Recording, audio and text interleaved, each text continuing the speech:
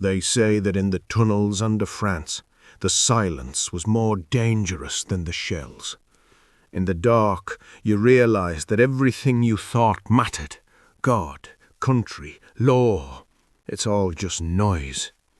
I died in those tunnels, and when I came back to Birmingham, I realized that a man who has already been dead has a distinct advantage over those who are still afraid to die. Most of you are paralyzed by the fear of losing your status, losing your comfort, losing your reputation. But power doesn't belong to the comfortable. It belongs to the man who is willing to walk into the fire because he knows the fire can't hurt him anymore. I didn't start the Shelby Company Limited to be a bookmaker. I started it to own the city and eventually the country. There are 6 laws that governed my ascent from the mud of Small Heath to the halls of Parliament. These are not business tips. These are the rules of survival in a world that wants to keep you in your place. If you want to change your station, you have to be prepared to change your soul. Let's begin. Law number 1. The weapon of absolute stillness. In a negotiation, the man who speaks the most is the man who's losing. I have sat across from kings, communists, and killers. They all make the same mistake. They try to fill the silence because silence feels like judgment. Let them talk. Let them reveal their desperation, their greed, and their tells. Your stillness is a mirror that reflects their weaknesses back at them. When you finally do speak, your words must be like a bullet, singular, precise, and impossible to ignore. Law number 2. Ambition without limitations. People will tell you to know your place. They will tell you that a man of your background should be happy with a modest success. They're telling you to stay weak so they can stay strong. I don't believe in enough. Ambition is a fire that must be fed until it consumes everything in its path. If there's a door closed to you, you don't knock. You find the man with the key and you make him an offer he can't refuse. Oh, you break the door down. There are no limitations, only obstacles. Law number 3. Find the leverage before the fight. I never enter a room unless I already own a piece of the man I'm meeting. Information is more valuable than gold.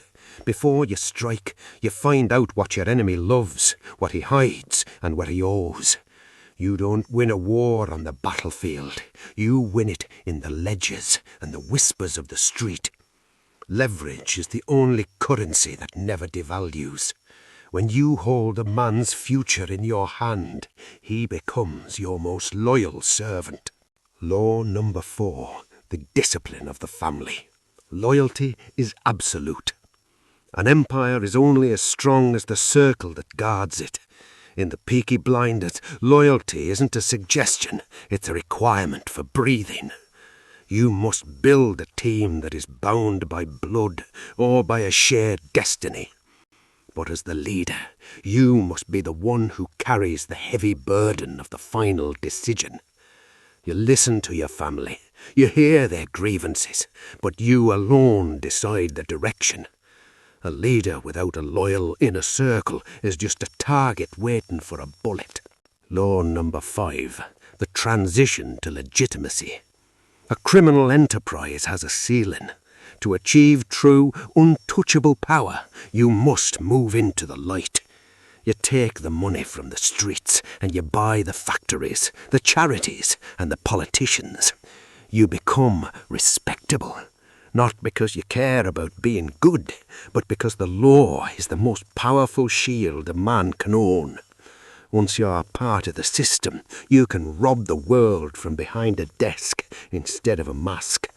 That is the ultimate goal, to make the world forget where you came from. Law number 6. Accept the price of the crown. Every step up the ladder costs you a piece of your humanity. You'll lose friends. You'll break hearts. You'll spend your nights staring at the ceiling, hearing the shovels in the dirt. You must be prepared to be hated by those you protect. This is the loneliness of command. If you want a life of peace, stay in the mud. If you want to be the man who changes the world, you must accept that the crown is made of thorns. You don't do it for the glory.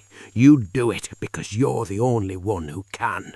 Stillness, ambition, leverage, loyalty, legitimacy, and sacrifice. These are the tools that took me from the scrap heaps of Birmingham to the heart of London. The world is a chessboard, and most people are playing for the sake of the game. I play to win, because in this life there is no second place. I have a question for you. What is it that you're afraid to lose? Because until you're ready to lose everything, you'll never own anything. Tell me your ambition in the comments. Don't lie to me, and don't lie to yourself.